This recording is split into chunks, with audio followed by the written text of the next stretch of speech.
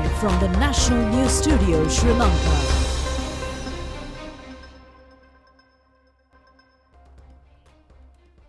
Good evening. Welcome to the National News Telecast, coming to you live from the National News Studio here at Rupavahini Corporation. I'm Movin Hettiarachchi, joined with Dhulanjali Ananda. At first, a look at the headlines. A meeting between the President and several IMF representatives. Steps to revise railway fares. Warning over global food crisis. Government says a policy agreement reached to obtain advice from the International Monetary Fund. Minister Basil on a tour in India. The President to address the nation tomorrow. Locally produced saline introduced to the market. SJP protest in Colombo. Russia targets more urban regions in Ukraine. Now on to those and more stories in detail. On today's top story, we're talking about an issue that is going on in the headlines. It is about the currency issue. In this sense, President Gotabaya Rajapaksa met with several representatives of the International Monetary Fund, and he was meeting them. The delegation comprised of the Asia Pacific Department Director, Dr. Chang Yong Rihi, Deputy Director, Dr. Anne-Marie Goldewolf, and IMF resident representative for Sri Lanka and Maldives, Dr. Tubagus Fedrihavan. Secretary to the President, Gamini Senarath, Principal Advisor to the President, Lalit Veeratunga, and Additional Secretary, Chandima Wickramasinghe were also present at this meeting.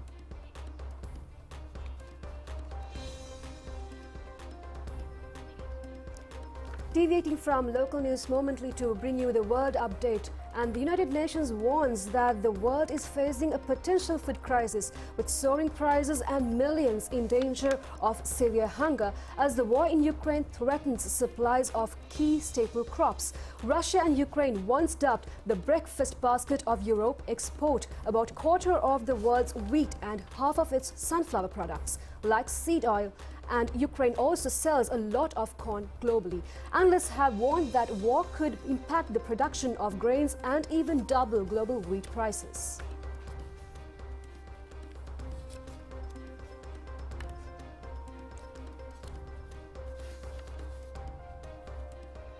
United Nations Food and Agriculture Organization warns that poor countries are bearing the brunt of the price increases. Many of the poorest countries were already struggling financially, with some facing debt crisis amid the pandemic. Maximo Torero, the chief economist at the FAO, said food prices were already high before Russia invaded Ukraine owing to the effects of the COVID-19 pandemic. The additional strain of war could tip the global food system into a disaster, he warned. Wheat prices hit record highs in recent days, though they have fallen back slightly. Overall food prices have been rising since the second half of 2020, according to the FAO, and reached an all-time high in February after wheat and barley prices rose by nearly a third and rapeseed and sunflower oil by more than 60% during 2021. The price of urea, a key nitrogen fertilizer, has more than tripled in the past year on rising energy prices. At least 50 countries depend on Russia and Ukraine for 30% or more of their wheat supply, and many developing countries in the Northern Africa, Asia and the Near East are among the most reliant. The head of the World Food Programme, David Beasley, has warned the conflict in Ukraine could send global food prices soaring, with a catastrophic impact on the world's poorest. Mr. Beasley told BBC that number of people facing potential starvation worldwide had already risen from 80 million to 276 million in 4 years prior to the Russia's invasion due to what he calls a perfect storm of conflict, climate change and coronavirus. On Monday, one of the world's biggest fertilizer companies, Yara International, warned the conflict could hit its industry, further affecting food prices. Fertilizer prices had already been rising due to soaring wholesale gas prices. Russia also produces enormous amount of nutrients like potash and phosphate, key ingredients in fertilizers. So as we brought on the previous news, it's surely the impact of the invasion of Russia into Ukraine plays a huge role, which has an impact in a very adverse manner. So today's been the 20th day since the start of this conflict. Yes, of course, now the global attention has been focused on this issue as it affects the whole world at large. Now, of course, there is violent threats that are coming from Russia towards Ukraine and the world over. Meanwhile, the Ukraine capital city of Kiev has been surrounded by the Russian forces. Yes, so in more details, Russia has intensified its attack on urban areas of Ukraine. The war between the two countries has entered its 20th day today. Large explosions have been heard in the capital Kiev, and several people have been killed as Russian airstrikes hit residential buildings and a metro station. A curfew is to be imposed on the Ukrainian capital Kiev from today until Thursday after recent bombardments on the city. The southeastern city of Mariupol is encircled by Russian troops and remains under constant bombardment, with almost 400,000 people still trapped without running water, food and medical supplies.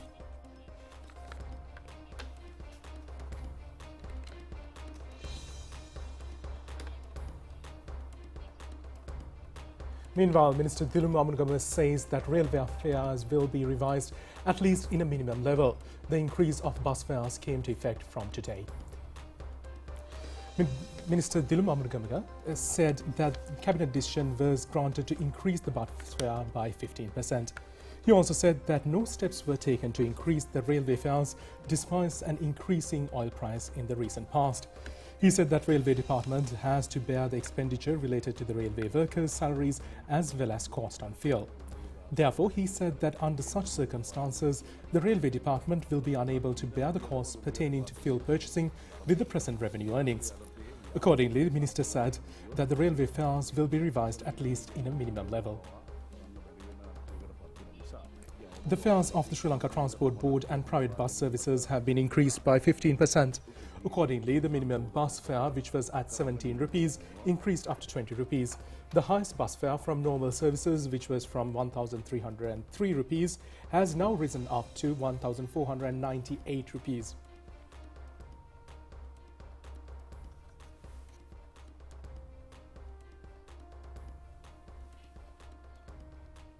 Meanwhile, the chairman of the Consumer Affairs Authority, Major General Shanta Dissanayake, said that gas production will be carried out at an optimal level in order to resolve the prevailing gas crisis. He further said that those gas quantities will be issued to the market in the near future. The co-cabinet spokesman, Minister Dr. Ramesh Patirana, says a policy agreement has been reached to seek advice from International Monetary Fund.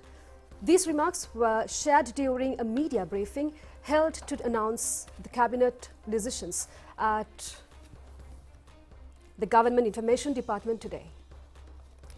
Minister Dr. Ramesh Patirana said that the IMF Director for Pacific region met with the Finance Minister and set to meet the President and brief on the economic situation in Sri Lanka. He said that the Cabinet of Ministers reached a policy agreement to seek for technical advice from the IMF following discussions. He added that the official talks will commence from next month onward. Minister Dr. Ramesh Patirana said that this crisis reached its peak in year 2020 and continued to deplete the foreign reserves due to the COVID-19 pandemic.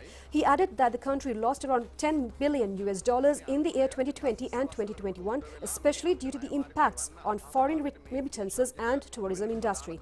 He said that the overall debt repayments for the next 12 years is amazing at $42 billion. He added that realizing the impending financial situation, the government decided to impose a ban on importing vehicles into the country after 3 months upon coming into power. He added that the government took measures to promote the cultivation of crops which are usually being imported to the country. He added that this program was initiated to prevent the importation of such products to the country and manage the foreign exchange. He said that when the country was managing the prevailed economic hardships and revived the tourism industry and revenue earning sectors, the Russia-Ukraine conflict has further hindered this progress. The state minister said that the government led by the president and the finance minister is managing the financial situation with expert advisors. කරේ විදේශ විනිමය කළමනාකරණය කරගන්න. එතකොට මේ අහිමි වෙච්ච ආදායමත් එක්ක අපි නැවත නැගී සිටින හදනකොට සංචාරක ව්‍යාපාර නැවත පණ නගිනකොට නැවත අපේ අපනයන ආදායම් වැඩි වෙනකොට අවාසනාවකට දැන් යුද තත්ත්වයක් මතුවලා තිබෙනවා. රුසියානු සහ යුක්‍රේන යුද්ධය. ඉතින් මේ ආණ්ඩුව මේක කළමනාකරණය කරගන්න විවිධ විශේෂඥයන්ගේ ආයතන උපදෙස් අඛණ්ඩව ලබාගෙන තිබෙනවා. ඉතින් මේ මූල්‍ය තත්ත්වයන් පිළිබඳව රජය කටයුතු කරන්නේ මුදල් ඇමතුමා ජනාධිපතිතුමා කටයුතු කරන්නේ මේ මූල්‍ය ක්ෂේත්‍රයේ විවිධ පුද්ගලයන්ගේ උපදෙස් ලබා ගැනීම. මේක තනි තීන්දුවක් නෙවෙයි. Minister Dallas Alahaperuma said that during Prime Minister Mahinda Rajapaksa's presidential tenure, he sought the advice of the representatives of the opposition. The minister said that former Prime Minister Ranil Wickremesinghe is also emphasizing the importance of a national consensus to solve this crisis and not a national government. He said that a national level dialogue is essential to reach a national consensus which comprises of politicians as well as experts. Therefore, he said that all should look into this crisis situation with intention finding solutions in a positive attitude. In the meantime, Minister Basil Rajapaksa has left the country this evening for a two-day tour of India. The objective of this visit is to sign the relevant agreements to obtain a credit loan facility and to purchase essential food items and pharmaceuticals to Sri Lanka. Secretary to the Finance Ministry, S.R. Artigala, is also taking part in this visit.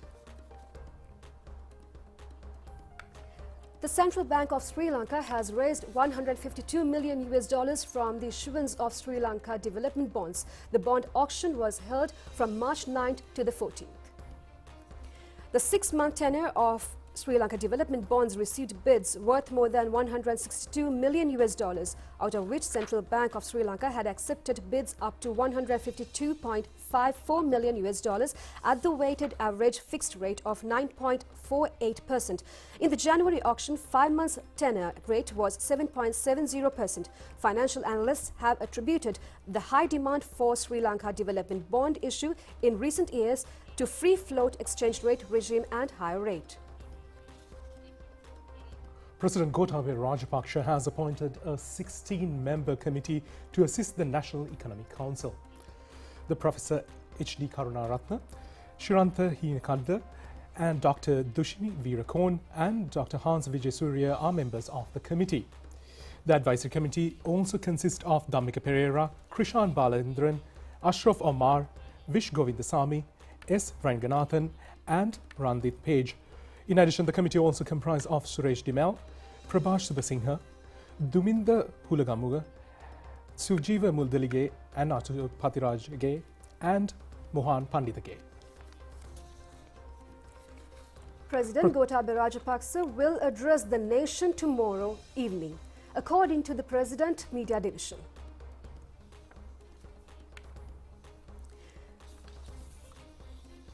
District secretaries say that farmers who used organic fertilizer correctly during the Maha season have achieved high yields. They said that the government's green agriculture agenda can be succeeded by educating the farmers who did not turn it to and avoiding the shortcomings. These remarks were shared at the discussion held at the Presidential Secretariat today with President Gotabaya Rajapaksa regarding the preparations for the distribution of organic fertilizer for the Yala season. State Minister Shashendra Rajapaksa pointed out that based on experiences gained during the Maha season, the distribution process of the fertilizer has been planned by selecting 48 organic fertilizer producers at the district level. The Green Agriculture Program was launched with the aim of providing a non-toxic diet for future generations. Directing farmers who are accustomed to chemical fertilizer and herbicides to organic farming is a challenging task. However, President Gotabaya Rajapaksa pointed out that if officials at all levels can work with great enthusiasm, confidence and commitment, successful results can be achieved. The President emphasized that farmers should be properly educated and provided with high-quality fertilizer at the right time. Some previous governments did not place trust in agriculture. The President also stated that his aim is to make Sri Lanka a self-sufficient country. All the manufacturing companies involved in the production of organic fertilizer have been conducting research for a long time and have achieved successful results in terms of cultivation. The President said that he was confident that the desired results could be achieved by passing on their knowledge and high-quality products to the farming community. Minister of Agriculture Mahindananda Alutgamage pointed out that the Fertilizer Committee will convene twice a week under the chairmanship of district secretaries. He also said that fertilizer manufacturers have an immense responsibility. Meanwhile, the researchers at fertilizer manufacturing institutions pointed out that farmers in many districts have yielded successful results by using organic fertilizer during the Maha season. Secretary to the President, Gamini Senrat, secretaries to the ministries, Chief of Defence Staff and Army Commander General Shavendra Silva, officials of the Fertilizer Secretariat and heads of fertilizer manufacturing institutions participated in the meeting held at the Presidential Secretariat, while all district secretaries joined the discussion via online technology. Samaga Jana Balavagia launched a protest in Colombo today against the prevailing economic difficulties. Large crowds of Samaga Jana Balavagia members from many parts of the island arrived in Colombo to protest in the march.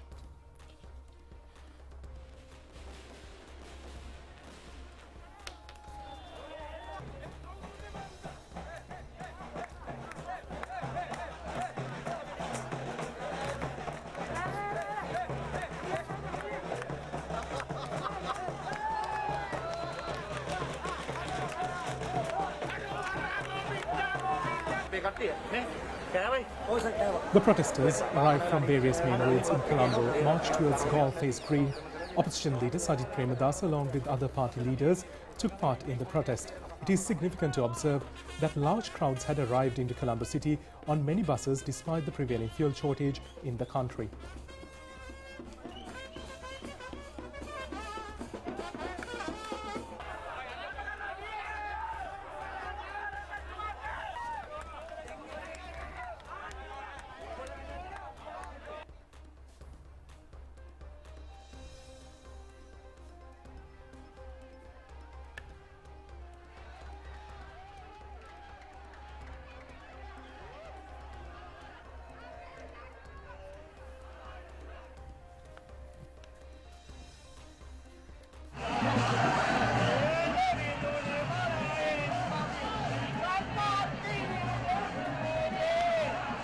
Many congestions occurred within the city limits due to the protest, while some agitators were seen protesting in front of the Presidential Secretariat. A group of protesters attempted to enter the Presidential Secretariat premises, but the police and the security divisions were able to prevent these attempts peacefully. Opposition leader Sajid Premadasa arrived at the site and addressed the protesters.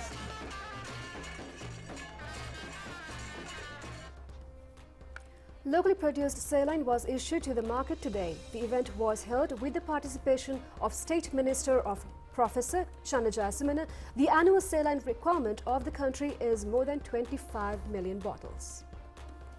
The production of saline has been carried out by Kelun Life Science Company. The sole right for the sale of the locally produced saline has been bestowed with the State Pharmaceutical Corporation. The State Minister said that the government is expecting to produce many other pharmaceuticals which are being imported to the country at present. 20% of the pharmaceutical requirement of the country is already being produced locally. The aspiration of the government, according to the Vistas of Prosperity policy statement, is to produce 50 to 60% of the overall pharmaceutical requirement of the country. President Gotabaya Rajapaksa invited Saudi Arabia to make direct investments in several sectors in the country. The president made these remarks during a meeting held with the Saudi Arabian Foreign Minister Faisal bin Farhan Al Saud at the Presidential Secretariat this morning. The president pointed out that opportunities available for foreign investment in sectors of agriculture, renewable energy generation, technology-based development and Colombo Port City. Prince Al Saud was also briefed on the impact of COVID-19 pandemic on Sri Lankan economy. The president also pointed out the impact of low remittance, the collapse of the tourism industry, the impact of dry weather on hydropower generation and the rising demand for fuel. The Saudi foreign minister said that the country was also paying special attention to renewable energy generation and that they are ready to assist Sri Lanka in this sector. The president and the Saudi foreign minister also discussed further strengthening bilateral relations in a number of areas. Saudi Ambassador to Sri Lanka Abdul Nasser bin Hussein Al-Shisti, Director General of the Saudi Ministry of Foreign Affairs, Minister Professor G.L. Piris, Secretary to the President Gamini Senrat and Foreign Secretary Admiral Professor Jayannath Columbage will also present at this meeting. The Secretary to the Ministry of Foreign Affairs, Admiral Professor Jayannath Columbage, says that Sri Lanka successfully dealt with the 49th session of the UN Human Rights Council in Geneva and was able to present the facts logically and explain precisely against the allegations levelled against the country. The Foreign Secretary made these remarks at a media briefing organised by Presidential Media Centre today under the theme UN Human Rights Council and Sri Lanka. President's media spokesman Kingsley Ratnayaka moderated the media briefing. He added that a number of discussions were held in Geneva with the representatives and officials of foreign countries and they were very fruitful. Professor Kolambage further said that the current report of the UN High Commissioner for Human Rights, Michelle Bachelet, focused more on the internal political affairs of the sovereign country rather than the alleged human rights abuses during the war period. He said that the delegation questioned whether the Office of the High Commissioner for Human Rights had the right to inquire into such internal matters and whether it was in accordance with the Charter of the United Nations. He said that the delegation held a number of meetings and explained this situation to a number of foreign delegates. 31 countries spoke on behalf of Sri Lanka during the Council's interactive dialogue. The main argument of the Sri Lankan delegation was not to interfere in internal affairs. The support of a country is essential for any endeavour to succeed, he added. The Foreign Secretary further said that the Sri Lankan delegation had extensive discussions with the chairman of the Human Rights Council and the response of these meetings have been positive. Foreign Secretary Kolambage said that next challenge for Sri Lanka is the 51st Human Rights Council session to be held in September 2022 and added that proper time frame needs to be devised for this and that support of everyone, including the academics and civil society representatives, is needed. Deputy Director General of the Health Services, Dr. Hemantha Herath, urges the public to follow health protective measures during the upcoming festive season in order to prevent another COVID-19 surge in the country. He made these remarks while speaking to media today. Present, the number of cases reported in Sri Lanka, daily reported cases relatively gone down, but still it is not a level that can be happy about. But since the festive season is reaching, just like what we observed last year, at present there is a relatively low number of cases reported. But with the festive season, if the gathering of people is increased and also if the people are not adhering to the health guidelines, the likelihood of spreading the disease during the shopping period and also because of the festive season, excessive gathering of people might lead to the spread of the disease. So therefore, at this moment, we would like to request everyone to act in a responsible manner so that whatever the things that we are engaged in are not going to facilitate the spread of the disease. At present, most of the time, the activities that are taking place are, majority of the people are adhering to the health guidelines, but there is a slight proportion of people, maybe due to emotional reasons or any other reasons, they are fraction of the population is sometimes we have seen not adhering to the health guidelines. I would like to request everyone to adhere to the health guidelines during this time. Thereby we will be able to control the epidemic just like what we did in the past, especially during the months of January and February, where we expected a huge rise in a number of cases just like in other countries. But because majority of the people complied with our instructions and adhered to the health guidelines, we were able to control the disease and there was no huge spike of reported cases in those months, whereas many other countries experienced huge rise in cases due to the Omicron. So therefore, I would like to request everyone to act in a responsible manner during these days and during the festival season. The farmer communities across the country are successfully engaging in their cultivations under the Saubhagya Production Villages program. They have said that high yields have already been reaped under this initiative. The Laksha farm, situated in a 47-acre land plot in Yatadulawatta, Gramanidadari division in Matugama Divisional Secretariat division, is currently at a highly successful level. It is significant that only organic fertilizer has been used for the project. The farmers have said that they earn improved revenues by selling their harvests to the Megoda Economic Centre.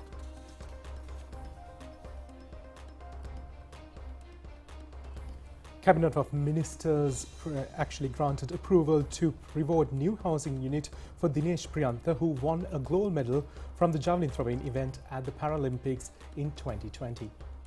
Prime Minister Mahinda Rajapaksa presented the proposal to Cabinet of Ministers, a housing unit worth of 14.2 million from the Metro Home Housing Project at Slave Island implemented by the Urban Development Authority will be transferred accordingly. The Cabinet of Ministers granted approval for the proposal submitted by Prime Minister to transfer a portion of land from Narahempita to Sri Lanka Air Force for the construction of a hospital. The resolution to pay a lifetime allowance of 100,000 rupees for the rehabilitation of families of missing persons was approved by the Cabinet of Ministers. Minister Ali Sabri presented the relevant proposal. Accordingly, the closest relative of the family of missing person who possesses the certification of missing person issued by the Registrar General will receive the allowance. The Cabinet of Ministers approved the proposal to award the relevant procurement to import diesel for a period of 8 months, Coral Energy DMCC Company. The proposal was furnished by Minister Gamini Lokuge. The Cabinet of Ministers also granted approval for the proposal tabled by Minister Gamini Lokuge to award the long-term contract for the procurement of crude oil for a period of 7 months to Coral Energy DMCC Company of the United Arab Emirates. The Cabinet of Ministers approved the proposal presented by Minister Kehelia Rambukwala to award the contract for the supply of biphasic ecofin insulin vaccine to treat diabetics to the Institute of Disease of India. The Cabinet of Ministers also approved the proposal presented by Minister Kehelia Rambukwala to award the procurement of the supply of human albumin liquid, which is used for the treatment of patients suffering from various ailments, for a Swiss institution. Approval of the Cabinet of Ministers was granted for the proposal presented by Minister Mahindanand Alutgamge to award the contract for the supply of locally produced eco-friendly fertilizer for the 2022 Yala season to 46 bidders. And we have more news from home in brief. The 5th National Security Advisor level meeting of the Colombo Security Conclave was concluded recently. Lengthy discussions were held on various sectors including maritime safety and security as well as actions against terrorism and radicalization. Defence Secretary Retired General Kamal Gunaratne represented Sri Lanka at the meeting.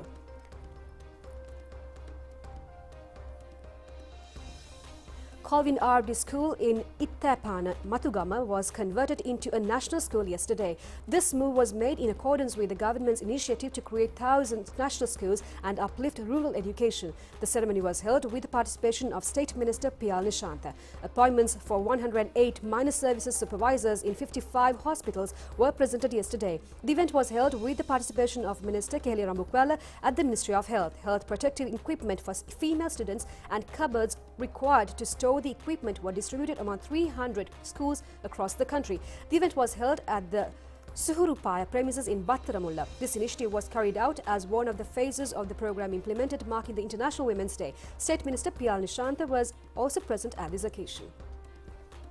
We'll be back with international news after this break.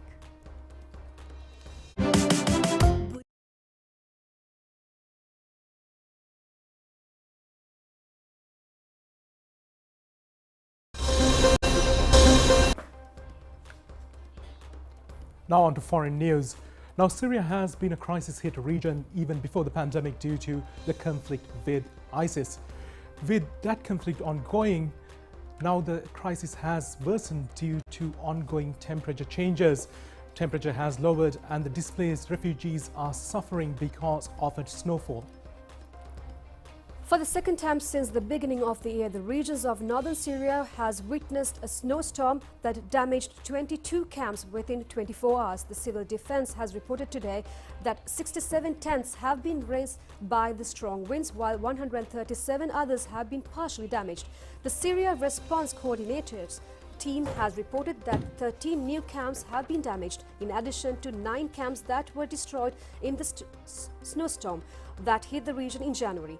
Many roads have also been closed as a result of the severe weather conditions. The Syrian Civil Defense Forces have been working to reopen them, with snowfall expected to continue during the coming days. Now, In the meantime, Israel has said the government websites have been hit by a cyber attack. However, services have been since restored. Israel National Cyber Directorate said that a denial of services of attack has been identified on a communication provider, which as a result has for a short time prevented access to a number of sites, including government sites. The website of the Ministry of Interior, the Ministry of Defense and others are among those affected. The government-funded directorate that oversees cyber defense, in a report published last year, has said that it has witnessed a dramatic increase in the scale of quantity and quality of cyber attacks worldwide and in Israel. This country's defense establishment has recognized the attack as the largest cyber attack launched against the country.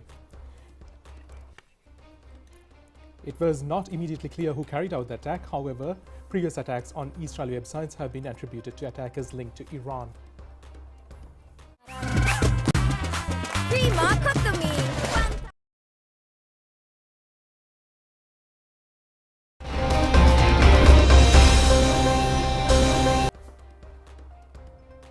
Now, on sports news, the Open Table Tennis Championship of All Ceylon was conducted recently, and for the best player of the tournament, an Anandian was judged as the best player, Mr. Senura Silva. And of course, from the women's side, it was from the Hillwood College that was the player that was selected. The tournament was named as a Mahipala Hera Challenge Trophy. The tournament was held at Kegol Urban Council grounds. The three-day event was held under 5 age categories and also as an open championship.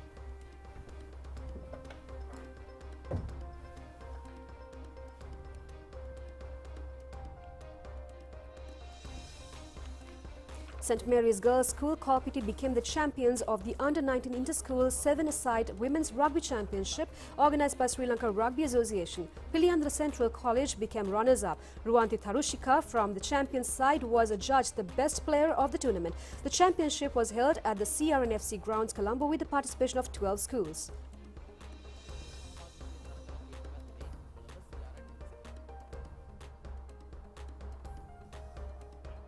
The annual Engine Boat Tournament, organised by Dehiwala Mount Lavina Municipal Council, was held at the Dehiwala Coastal Reefs recently.